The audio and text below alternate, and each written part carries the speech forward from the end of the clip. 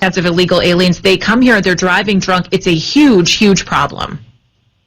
That's exactly why I introduced my legislation, Stop Illegal Aliens Drunk Driving Act, after hearing and, seeing so many cases of, the story that you just discussed, especially those illegal aliens getting driver's license and getting behind the wheel so drunk, which should be illegal to begin with. Sure.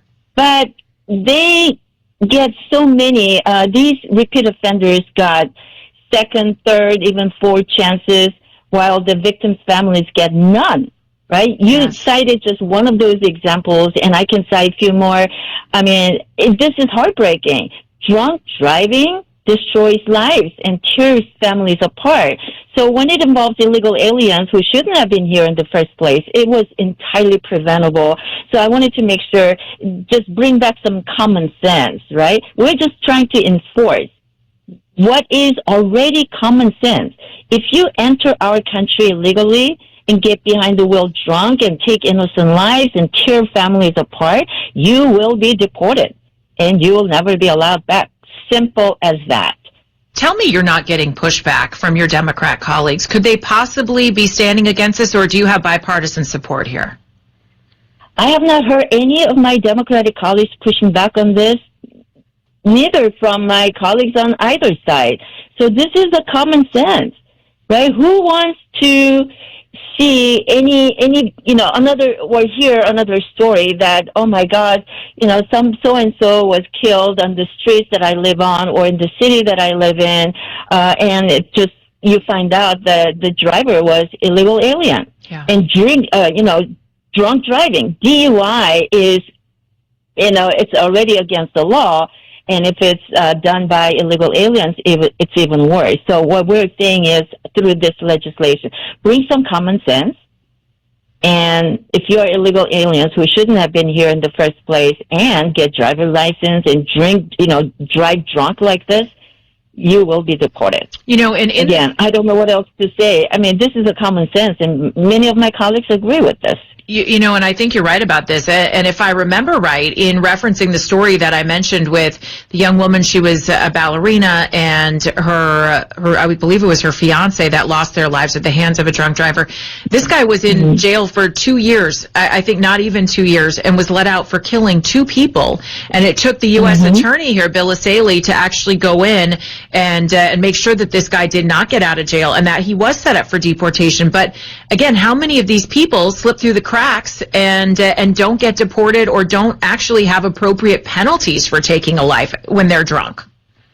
Right. While the victims' families are grieving until forever. I mean, This is really sad. And so I'm so glad that we have an attorney general that is doing a wonderful job. All right, so let's talk, let's switch gears now. You've also got a piece of legislation, the Stop DEI Act, to ensure that institutions of higher education receiving federal funding are complying, how about this, with U.S. civil rights laws. Explain what this does. This was, I was encouraged to introduce the legislation after I saw early this year in February when the state legislature passed ACA 7.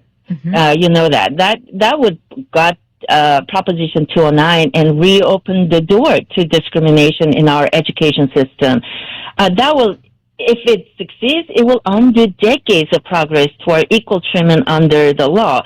So you heard Students for Fair Admissions versus Harvard case in 2023, right? This was a case that says students must be evaluated as individuals, not sorted by race. So I wanted to bring back the fairness. Equal opportunity is as American as it gets, right? I did this because, as a Korean American serving in Congress right now, I can tell you, nobody wants to be reduced to the generalization or DEI checkbox where it's asked, are you an Asian American, are you a Hispanic American, or are you an African American? We're so much more than that. So I introduced this one to ensure that policies don't continue unchecked. We took care of some of the efforts by the Sacramento politicians who are trying to bring back these race-based preferences that voters have already rejected multiple times.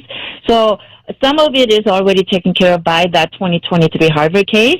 Now I want to make sure that we are bringing back so taxpayer dollars can reflect that. We are talking about funding education system.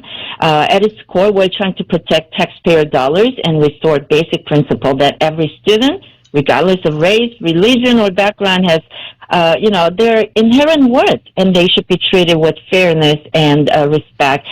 So we're talking about not funding schools that are applying these DEI Act. Yeah, DEI system. That's right. We want fair shot, right? We want all this to apply to all federal education funding streams, ensure consistency and accountability nationwide.